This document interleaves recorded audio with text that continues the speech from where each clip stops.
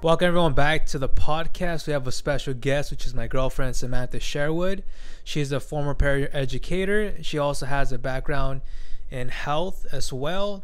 And I'm going to go ahead and pass it to my girlfriend. How's your day going? Good. And thank you so much for joining us. I appreciate you just making the effort to just come on here. And I just think of a lot of topics that I want to discuss with you.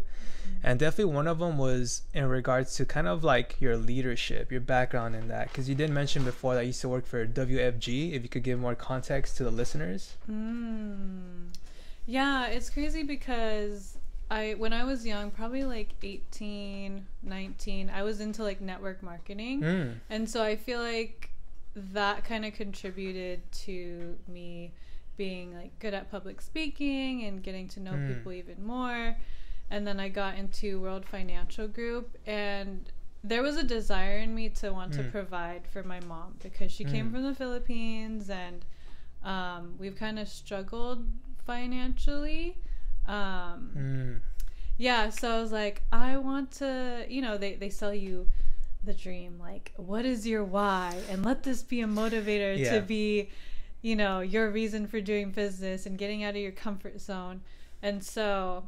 yeah, with World Financial Group, that was my first serious business venture, selling life insurance and stuff. But I think that was just really hard because as time went on, I kind of noticed my intentions and my motives behind talking to people wasn't to genuinely get to know them.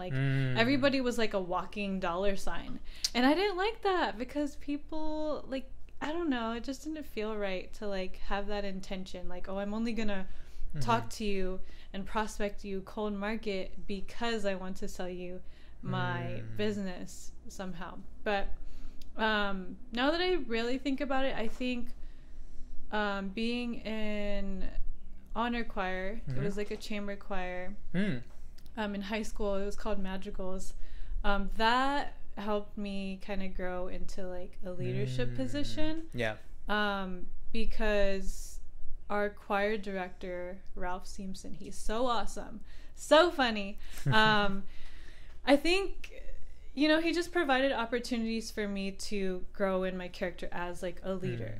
Even there would be sections of singing soprano voice, alto voice, bass voice, tenor voice. And so I was an alto, and I wanted to be alto section leader, to be in charge of people, because for some reason in my heart I was just I want to lead people and I want to inspire people somehow, but I never got a chance to do that. But in choir, he did make me the manager of the group my senior year, and that was just basically managing our events and getting the group together, communicating on events and stuff like that.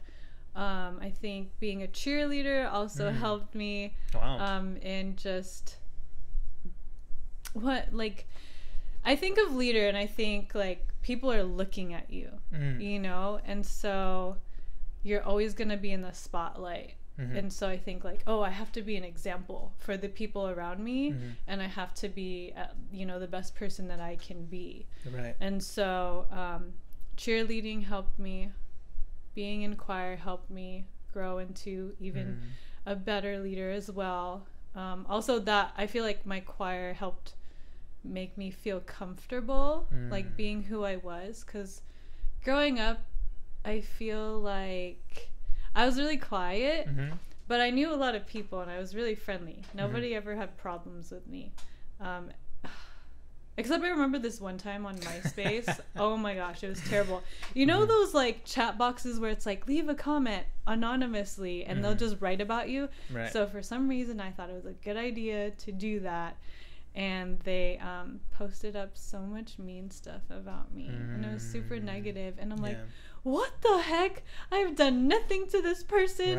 Why are you talking this smack? But I think they were just jealous. But yeah, WFG turns into this whole story. No, I like the fact that you shared a lot of it, because you're showing different sides of you and different dynamics of leadership. Like you said, you're doing cheer and then you're doing a choir. And then my curiosity is, you've done quite a few things actually since that was in high school, right? You did choir and then you did cheerleading. Mm-hmm. So what tips would you offer for someone that is shy or introverted, that isn't really used to connecting with people? Because you say you're very friendly. Yeah. I'm guessing that you're more on the extrovert side. Yes. What tips would you offer to the shy people, or the introverts, excuse me? Well, it's interesting because I grew up being really quiet and like not comfortable in my own skin. And I don't know if it's just Asian culture where it's just like you just listen to the older people and you have no words, you have no say in anything. Maybe that's why I was so quiet. But I would say find people that you feel comfortable with and you feel like they support you. And I found that when I found that group that was my choir, I kind of just blossomed more into the person that I am today. Because it's like if you know for a fact that someone is gonna have your back and they're gonna support you through whatever, like you can feel free to be who you want to be, like be who you are without feeling judged, because you know that you're accepted by someone. Like who cares if I'm weird and goofy and I pronounce things weird? Right, I know, it sounds similar. I hear you. Or just do silly stuff. Like if you have people like in your corner for you, it doesn't really matter. That kind of gives me like the confidence boost that I have people in my corner. And then yeah, it just thinking about that, I'm like, that's all you really need to like help gain your confidence, how I feel, you know. Right. And how would you go about evaluating the right corner for yourself? How do you pick them? Well, I usually like the right side, so I choose the right corner. I'm just kidding. Wow. Nah. I choose the left. Go ahead. Picking the right corner. Picking the right people. Picking the right team. The right team. The right supportive cast to your life, to your movie. I feel like these people are going to be people that support you, and they're not going to be so quick to tell you you're wrong, you know, but they're just going to hear you out, kind of let you like live your life, make your mistakes, but still be there for you. You know, of course they're going to voice their opinion, but in like a gentle way that allows room for you to grow, you know. People that will tell you the truth too at the right time. People that you can trust. And I feel like people you have, I don't know, there's like a loyalty behind it. Because I have friends from high school and I love them so much. I feel like I have the insecurity of when I do, like, you know, as you're older, you kind of are just like, do I have friends? Like, where is everybody? Like, I just do my own thing. I go to work, and then on the weekend I hang out with my boyfriend, Peter. Ooh, nah. But then I think about like, okay, like people are married, people are having babies, people are in school, people have jobs and all this stuff. True. But I think about, okay, when I look back and I link up with my high school friends, like these are people that saw me grow from like 9th grade all the way up until like 26, and they know like they know you so deeply and intimately, of like, I don't know, like that's it doesn't matter if it's been so long that we've hung out, like there's always that comfortability of I can come talk to them and they'll encourage me and they'll build me up. But yeah, I think like just knowing like, oh, like if someone's toxic, like, and they're just always negative around you though, like, you know, you just gotta take yourself out of that place, because that also affects your mind too. It's like the words that you hear from people and their negativity can kind of seep into your brain. That's true. And it affects your perspective on life. So yeah, just people that are gonna help you grow, people that are honest with you, people that accept you and love you fully for who you are and don't try to change you. Yeah, because you were mentioning a lot of good things about having the right people around you, and I know that's very important when you're trying to become a content creator or create your own project. And I do know that you have a project which is called Be Love, Be Love. Did I get it right this time? Close enough. Close enough. I think it's beloved, beloved, right? Yes. Okay, I'm just playing with you. Beloved, beloved, guys. And you made an Instagram for that. What was the reason that you wanted to start something like that? What's the purpose? My purpose behind it was, okay, if you look in the Bible, beloved is how God refers to us. And if you look at the definition, it's dearly loved, deeply cared for. And then after beloved, it's beloved, because I think in being human, I know I can only speak for myself, but I can have a hard time with like being tough on myself, because I expect so highly of myself, being in leader positions and being in front of everybody, and also me having like a natural outgoing, bubbly personality. I tend to like cover up when I'm sad or when I'm broken. And even on my journey in my walk with God, like it was hard for me to face my brokenness and accept the sad parts of myself to fully experience the love that God had for me. And so the idea behind it is, okay, everybody, like, let's just be raw and let's just be real. Like, we're all humans, we're all imperfect, but let's look back and just see how God made you for a purpose. The fact that you're breathing today, like, means something. Like, you have purpose and you are loved. Like, to think that God created you in the womb and he knew about the thorn in your flesh, you know, whether it be like, oh, you show up late all the time, or oh, you have jealousy issues, or oh, you have daddy issues, like he still was like, I know this is gonna happen, I know this was gonna happen, and I know you might hurt some people through it, but you are forgiven and you are loved, and you can be somebody new in Jesus Christ. And so, beloved, yes, you are broken, but be loved. But in order to be loved by the Most High God, you have to accept the fact that you are loved. And I think if we don't accept the deep, dark parts of ourselves, there's no way that we can accept love in our hearts if we don't even have that love for ourselves. Wow. Thank you for really sharing that. I think it's I didn't know that. I did not know that beloved was in there, like you're saying. And I think it's awesome that you're passionate about creating this project, that you're doing it on Instagram, correct? And you're gonna roll out more content. She's gonna have that. I'll put on the description if she would like, so you can start following her as she starts. Don't promote me. I'm sorry, don't guys. Support it's me, not boyfriend. gonna happen. I don't want that. I was just lying. I'm a big liar. No, I'm just kidding. But she's gonna put out great content down the road. But it's great to see that you're passionate about it. But what got you started to actually, you know, serve Christ and create this? Like, what led you to become a Christian, or what started that journey to build in your faith? It's crazy because, I mean, I feel like I'm a curious person, and I'm always down, like, to learn new things, because it's like constant growth. I always want to learn something. I guess, like, nerd tendencies, but but yeah, when I was in high school, my best friend, she was a Christian, and she went to Christian school when she was like growing up, maybe like elementary school and up, until like, you know, what was it, middle school or something.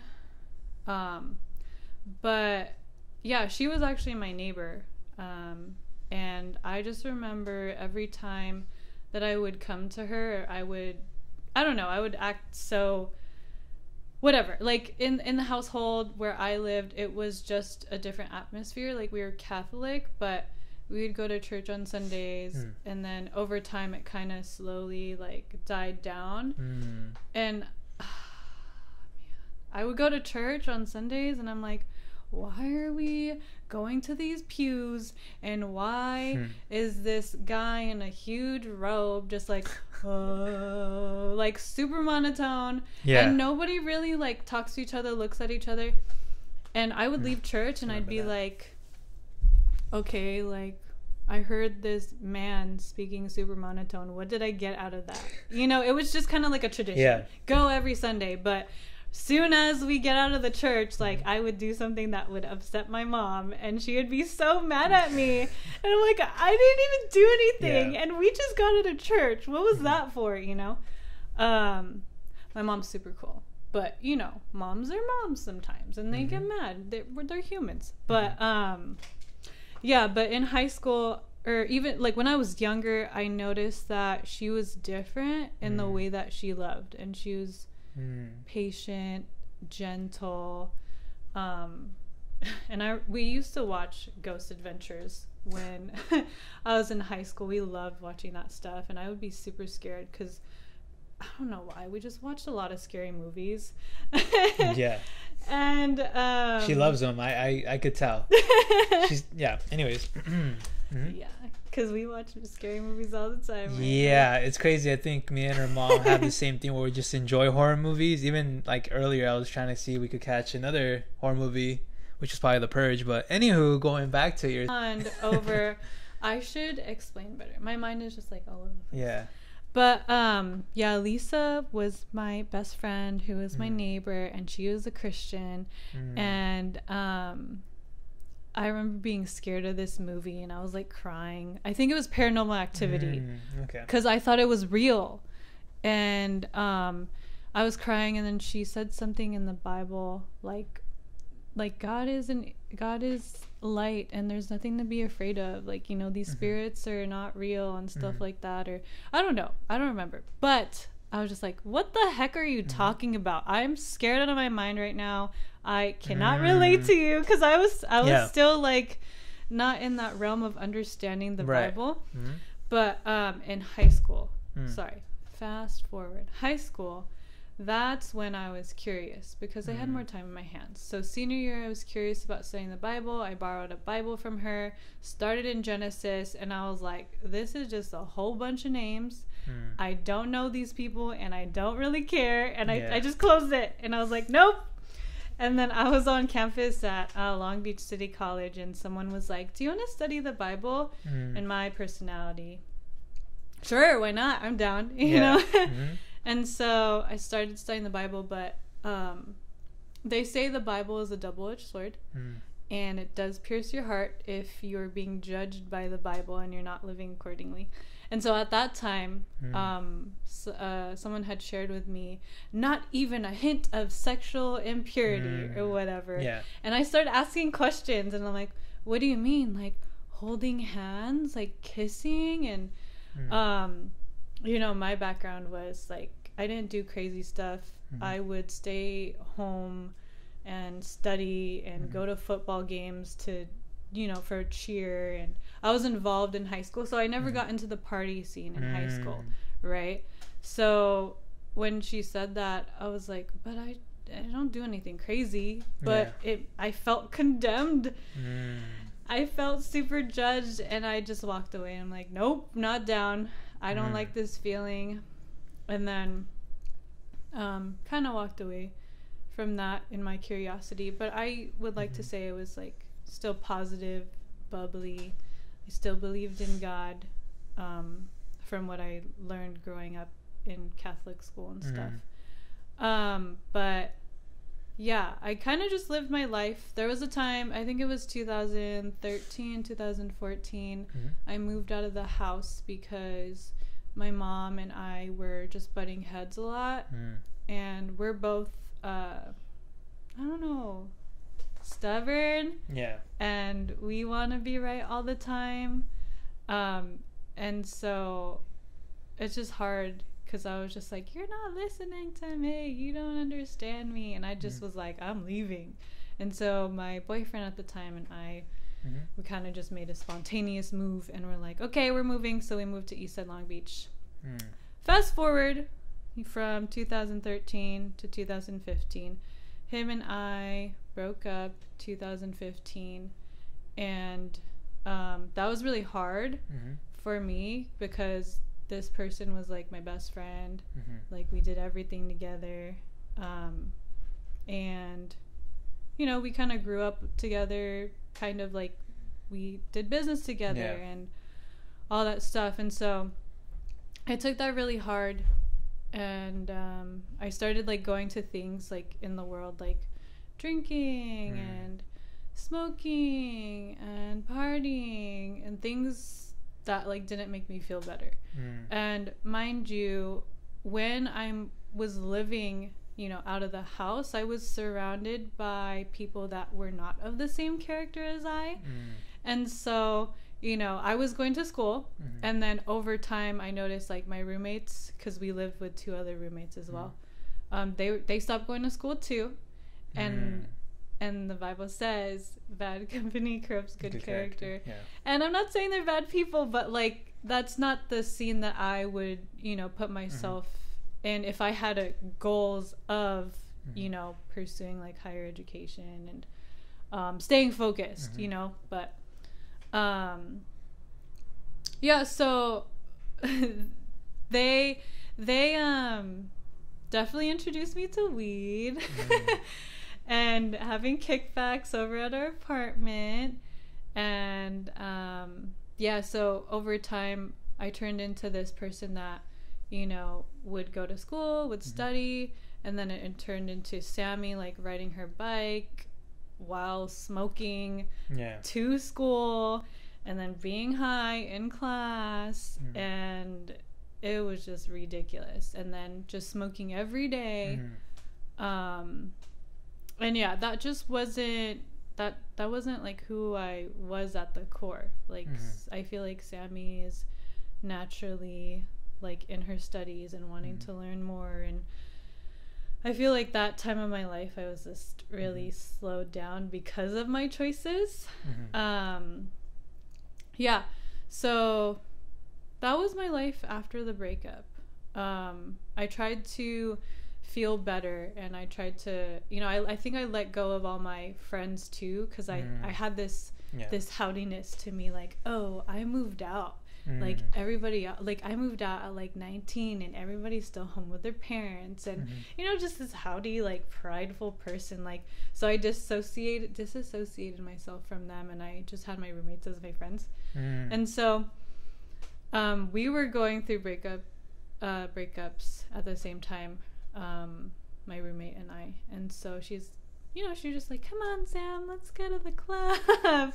Yeah. And I was like, okay, you know, we went to the club, and that's what we would do, and we would drink and we had fun. But like when we went home, it was just like, dang, like I still feel super empty, and I still feel super sad, and I don't know how to get rid of this pain, because it was like the first serious like breakup, and yeah, like first, love, I guess. Yeah. And yeah, that was just hard. So I don't know, there was this emptiness, and that was a sign. Like I started seeking for something more, but I couldn't figure out what it was, you know.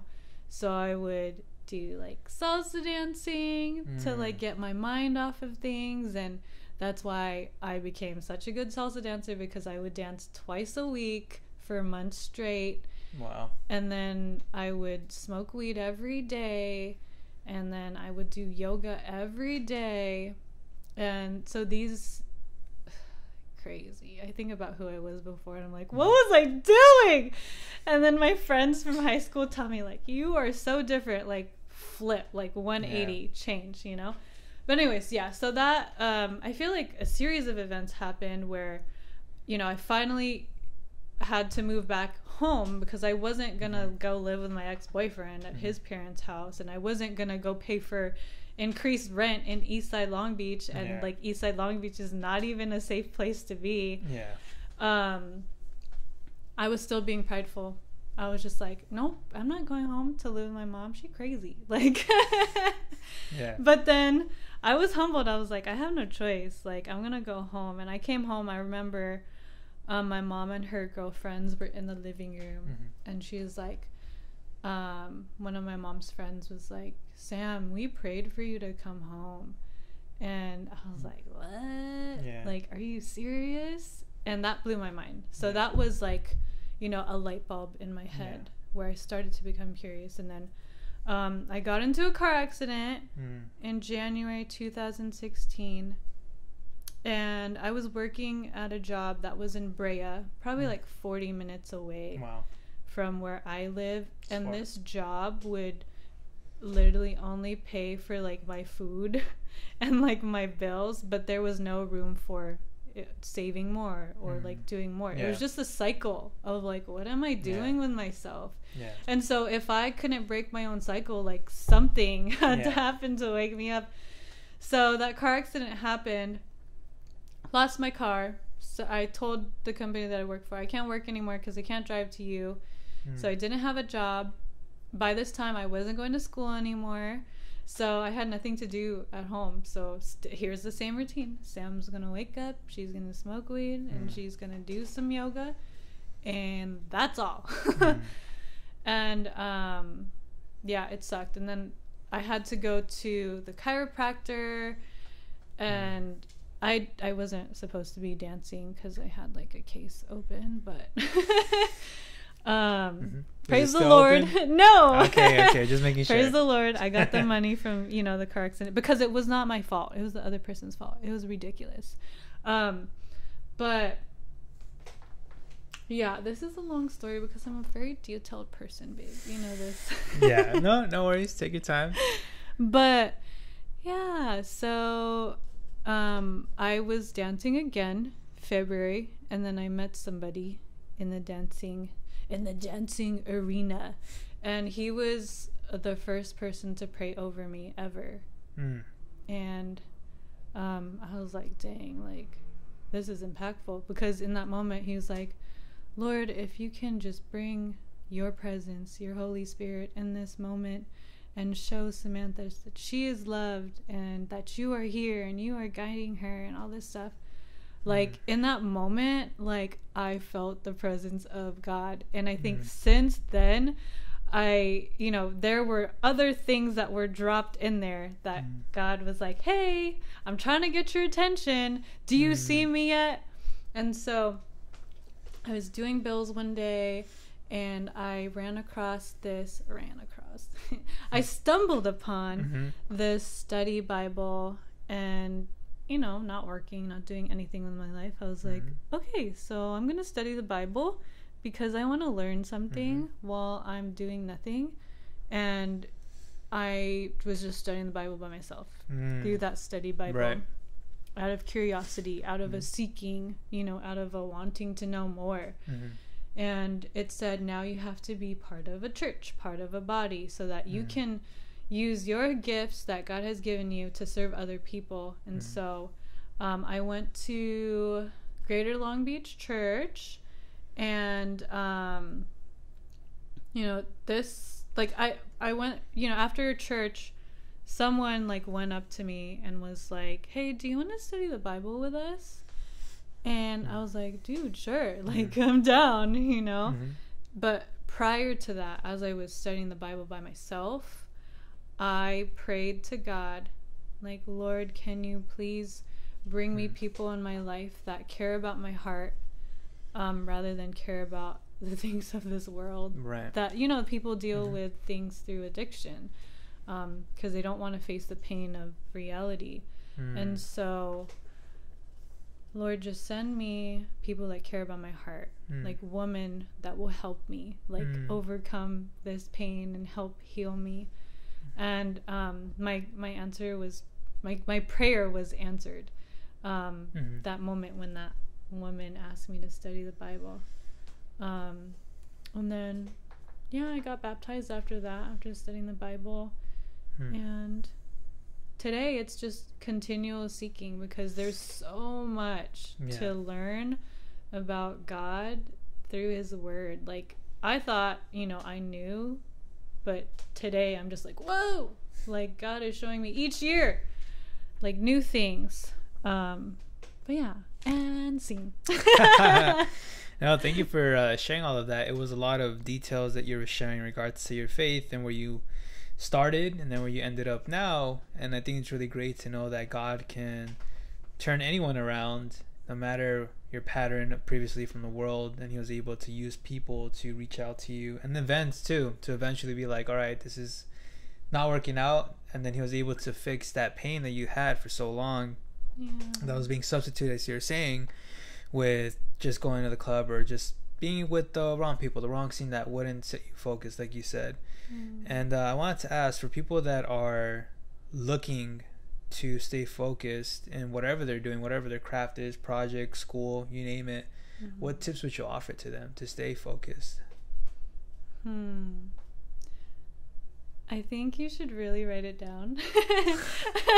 And you should share it with people, so they know, and they could be like, aren't you like trying to like, you know, get a little bit healthier in this area, or aren't you, you know, like they can hold you accountable. But more so, like, write it down for yourself so that you can be like, okay, like, I want to quit and I don't want to do this. You have a reason why. Like, what is the goal? But it's like a deeper why. Like, for example, I was sharing with you earlier, like, I'm in Bible studies, but it's so detailed. Like, I can feel like, oh my gosh, they're just talking about the same thing over and over again. Let's just get to the point. But then I realized, like, well, when I study these notes by myself, I'm just like, what the heck? Like, I can't even teach this to somebody else. That proves to me, like, I do need help in this area of, like, deeper studying. Like, I don't know everything, but my goal with completing and persevering through the lengthy detailed Bible study is to think, like, I want people to know who God is, and I want them to know that they are loved. But, like, you have to know that through, like, what the word says. Like, someone could tell you, you know, like, I love you and I support you and this and this and that, but, like, at the end of the day, like, you know, I think what really matters is what God thinks of you and what he says about you. Because people can say, like, that's true, you know, you really suck at this, and you're not great at this, and yeah, maybe that was your weakness, you know, but, like, you have hope in God that despite all this hurt that has contributed to this weakness over time, like, you can be healed and you can be made new because God created you a certain way, and you know, crazy stuff, but just a lot on my mind. But I'm just like, you know, my goal is to spread the gospel of Jesus Christ through even knowing how to teach the word to people, because I've seen myself as, like, yes, like, I'm a natural, like, bubbly, like, supportive person. I'm a cheerleader. I'll root you on. I'll encourage you, but I also feel like I'm a teacher too. Like, I feel like I can teach well and explain things well. God gave me the capacity to just know all this information that I'm curious about and just share it. But I have to know my facts. I have to know what I'm talking about. So that, like, having the end goal of why am I really doing this, and then sticking to that and not being shaken, having accountability, like, you know, like you share with me, like, your goals and stuff, and I will ask you questions and steer you back in the right direction. Hey, babe, what is portion control? Pretty much. No, and I agree. Like, that's probably one of the hardest, and to share along top of that is when you share your goals, whatever it is, with other people, it's hard because when they correct you, it stings a little, but it's meant to, because that means that they're going to put you on the right direction again. And like you were saying, and she was saying, I was like, the portion control, I'm trying to learn to eat a lot healthier, but I have to cut down on what I'm eating. And that's just one of the things. It's like, okay, you know what, I have to change the way I think that she's not attacking me, but she's helping me, instead of looking at it like as a personal attack, you know? And so, like, I understand what you meant by write it down and get help, but I think why most people don't do it, which I'm not saying they shouldn't, they should do it. And what I'm trying to say, to add on to what your advice was, is do share with people that are close to you, and be okay and open-minded to them correcting you, or at least, you know, saying something that might hurt you, but then be like, okay, you know what, they're trying to make me better, they're trying to help me. And it does happen where you do get hurt, but that's part of getting better and growing from there. Yeah. We were kind of talking about that earlier too. Yeah. Like, I think it's like a pride thing too. Definitely is a pride thing. We don't want to be wrong where we think we have it right. And I'm guilty of that, and I totally get you on that. And you know what was crazy? Earlier in your story, you said that you're used to do I was about to say meditation. You used to do yoga. Yeah. So why did you start doing yoga if that was something that you felt was beneficial to you at that time? Yeah. So someone that I was so stupid. Someone that I was dating at the time of this period of healing from my breakup. Yeah. He had shared a video, and he was like a Seventh-day Adventist, and he was like in the salsa scene, but he was just sharing this with me, and he's like, yoga is satanic and da da da. So I watched that video and the testimony, you know, and then I started to kind of dig deeper. Yeah. But if you look at, like, if you really study out the origins of yoga, you'll find that it is based on, what religion is it? I think it's Hinduism. Yeah, I was about to say. Yeah, Hinduism. And so all these poses that you're doing, you're worshiping these gods. Interesting. Yeah. And so with finding out that information and, you know, doing my own research on these things, on what God thinks about idols and all these things, and what are the roots of this, like, for me, I can tend to be extreme, you know. Yeah. And then I'll find a middle ground. Yeah. But like, because I didn't know too much about it yet, I didn't want to touch it. It was just scary, because I saw the testimony of people that were so deep into yoga and meditation and emptying their spirit to avoid a void, like an empty space. Like, this leaves an opening to the spiritual realm for demons and spirits to come into you and to basically use your body to do these things. Kind of like magicians, babe. Like, we go into, like, all that stuff. That's like, true, yeah. So crazy. Lots of things. But, yeah, like, there was a testimony, like, this woman, she went to do yoga class to become an instructor. She went to India. She got dipped in this dirty river or whatever. And then she came up and she, like, was sick. Like, she was, like, puking, and, like, her body was weak. Like, something was wrong with her body. And she was sitting alone, and she heard, like, a growl. And it was coming from, like, from within her. That's trippy. Yeah. And super super creepy. But yeah, like, to hear, you know, not only that one experience, but other people's experience with being involved in yoga and meditation so deeply. Like, when they said the name of Jesus Christ, like, there was even more squealing and screaming coming out of them. But that's because demons do not like the name of Jesus Christ. They fear Jesus, you know?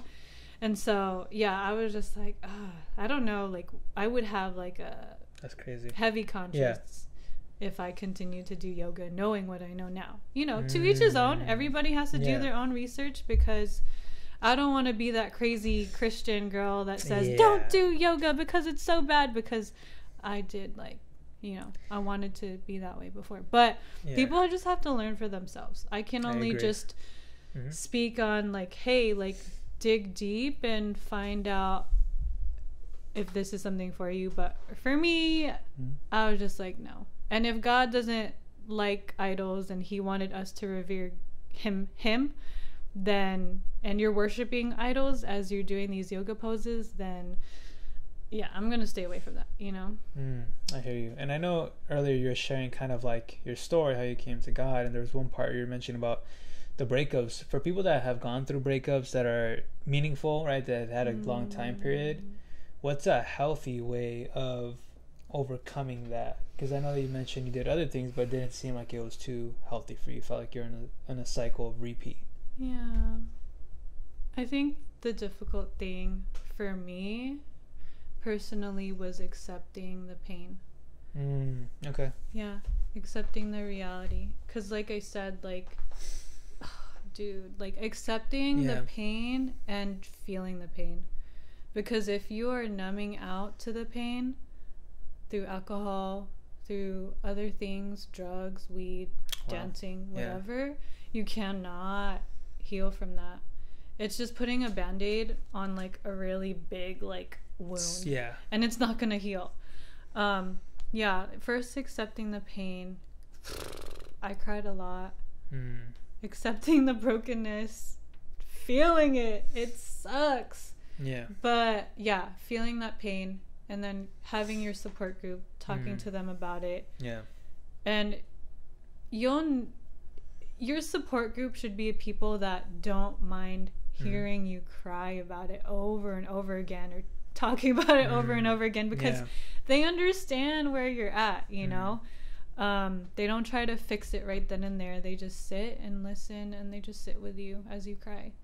Wow. And then find yourself again. You know, find out who you are and what you're naturally talented at, and take that talent and continue to grow in it. And, you know, just focus on yourself and growing. Yeah. Wow, good stuff. I definitely think that I wanted to ask you as well, because I think in our own relationship too, kind of speaking. We're in a relationship? Oh, are we? Oh, sorry guys, off camera stuff. You referred sorry. to me as Samantha, not honey or babe or baby. I'm just kidding. Honey bun. No, but I did want to talk about, like, because I feel like we have these discussions about communication. What do you feel for, I guess, the opposite sex, for me as a guy and then you as the woman? What advice would you offer to people that are currently dating, or maybe they're in a very, very serious marriage or whatever, to improve on communication between each other? Can you rephrase that question? Rephrase the question? Yeah. Basically, what advice would you offer to people in regards to communicating with one another? Any issues or dilemmas? Yeah.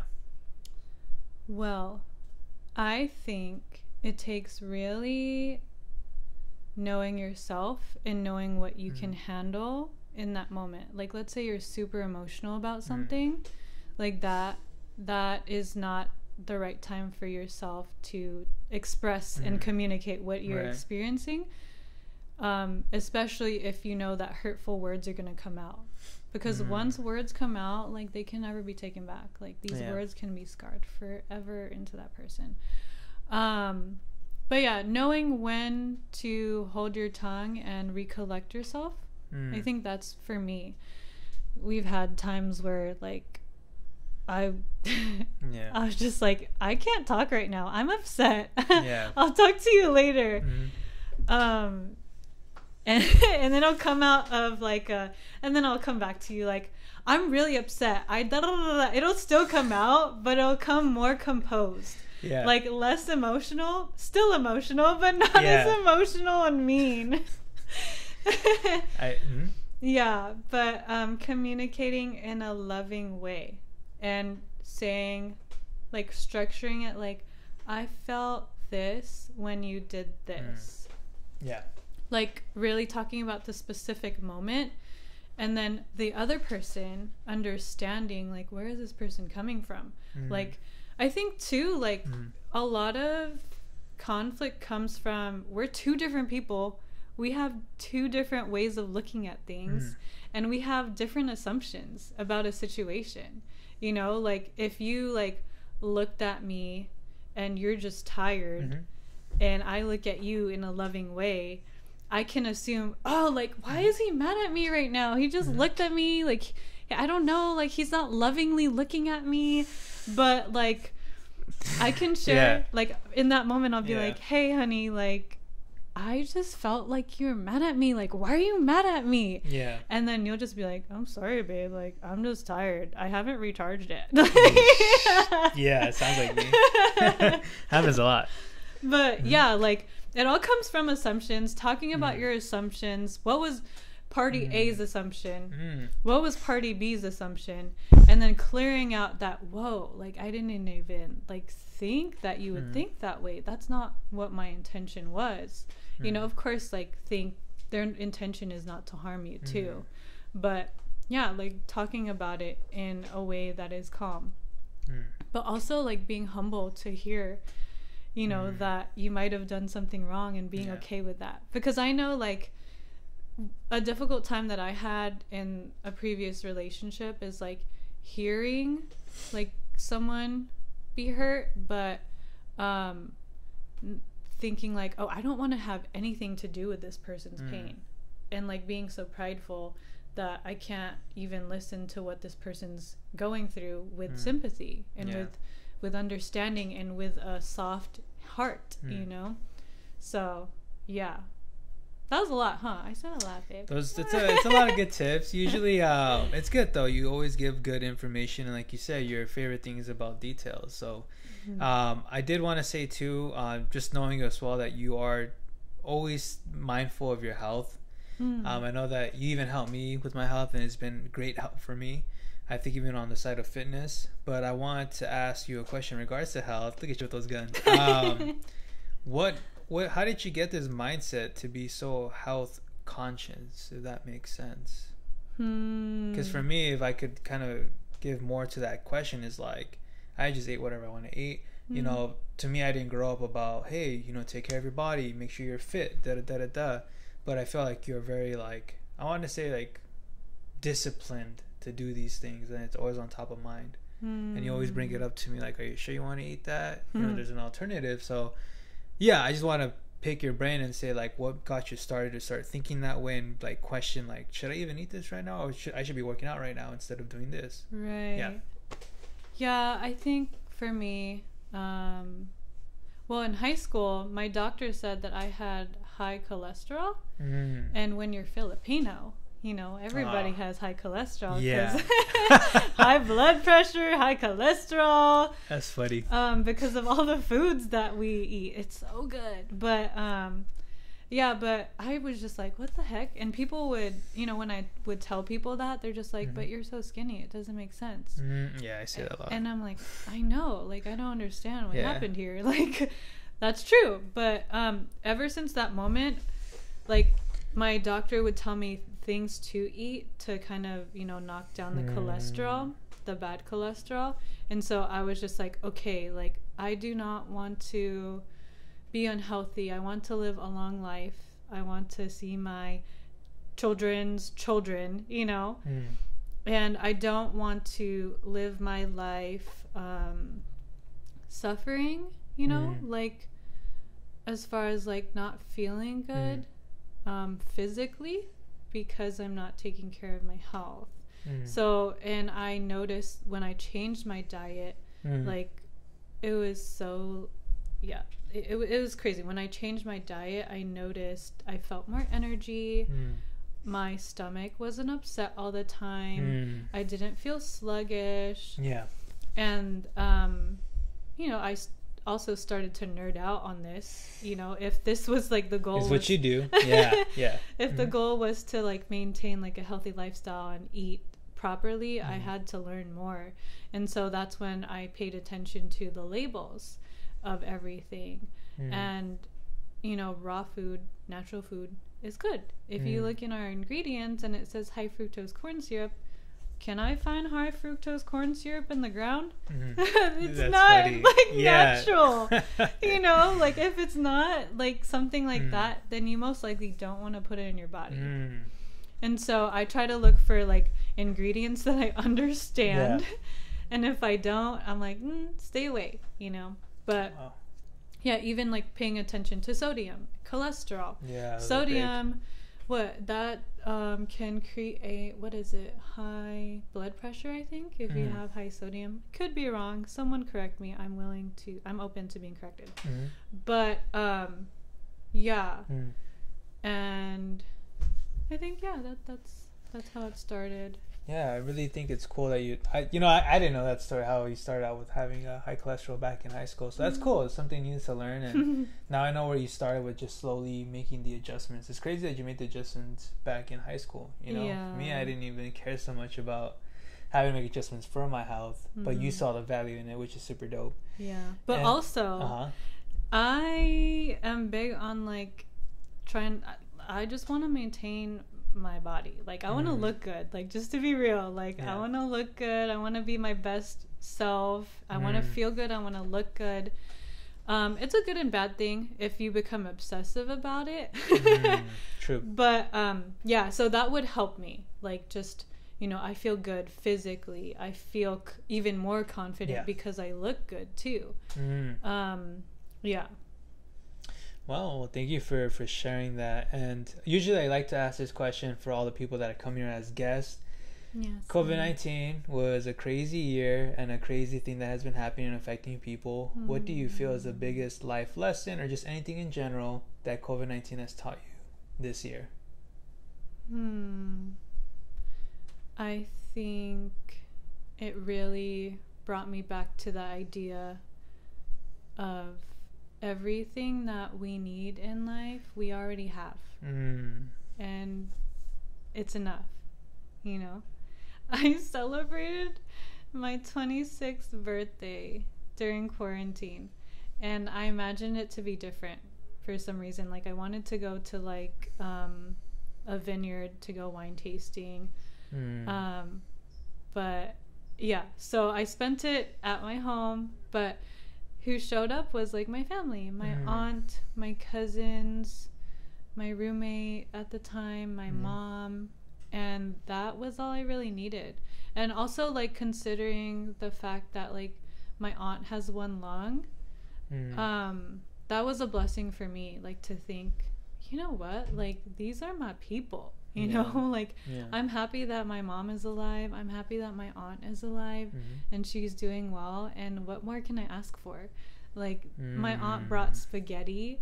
It was a huge platter of spaghetti, and then a little cake, a little bundt cake. But it wasn't a lot. It wasn't a lot, but I was like, this is perfect. Like, you don't need, like, the extra extravagant stuff. Like, if you have, like, I don't know, like, when you break it down to simplicity and think about what you already have, you're just like, yeah, this is good. I'm grateful for what I have. Wow, that was a great lesson right there. Definitely just enjoying the little things. Such things that are priceless. Like you said, your family member coming through, and then you see what's really important and who's really kind of being there for you, you know? But thank you so much, Samantha, for being on the podcast. I think it's always exciting to interview your girlfriend. But it's been fun, you know. There's more that I learned about you, and encourages me how you're still a strong woman of God, and still sharing that background of your story. I was like, oh wow, you know, there's some things that I didn't hear the first time around. Makes me be like, all right, step up and listening. But it's like, wow, that's really great how God brought you out of that. And then just other things that you are very mindful, your health, your fitness, communication, you know, you're very sharp. You had your leadership experience in WFG, so, like, you're very well-rounded and very experienced. And so I want to thank you just for being on the podcast and sharing those tips to all the introverts or just listeners in general. And any shout outs you want to do before we wrap up, or anything like that, or final words for our listeners? I think I name dropped a bunch of times throughout this whole interview. But just want to say thank you for having me on, babe. So thoughtful of you. This whole setup is super crazy. I think it's great what you're doing for people. Every voice needs to be heard. And everybody is important, and I think that is adding value to so many people's lives. Like, just instilling, you know, that people are so loved and you aren't perfect, you know? Right. Your voice deserves to be heard, and I love that. Yeah. Of course. But that's all I can think of right now. I'll tell you later if I think of something. Okay. Yeah, we'll put it back later. But thank you again so much for being on here, Samantha, and thank you everyone for listening. That'll be wrapping it up for the podcast. Thank you.